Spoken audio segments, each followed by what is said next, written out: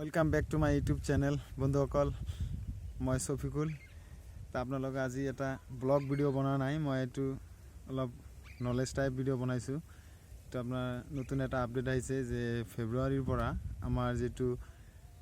recharge কৰিব লগা হয় জিও বা এয়াৰটেল বা ভোডাফোন এইবিলাক ৰিচাৰ্জ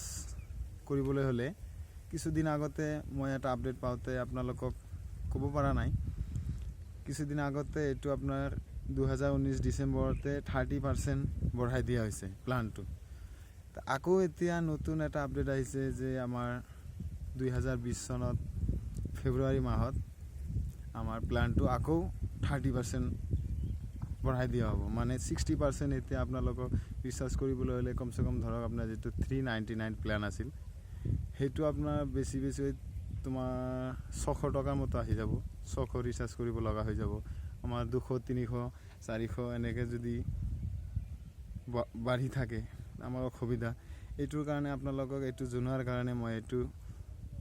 ভিডিও বনাইছিলো আসলতে মই ব্লগ বনাবলৈ ব্লগ চেনেল মই এটো টেকনিকটো এনে দিলো আপোনালোকে যদি ভাল লাগে মোৰ চেনেলটো সাবস্ক্ৰাইব কৰিব লগতে লাইক কমেন্ট শেয়াৰ কৰিব বন্ধুসকল তে মই এটো জনাবলৈ আপোনালোকক মই ভিডিওটো বনাইছো থ্যাংক ইউ ধন্যবাদ আগত লাইক কৰিব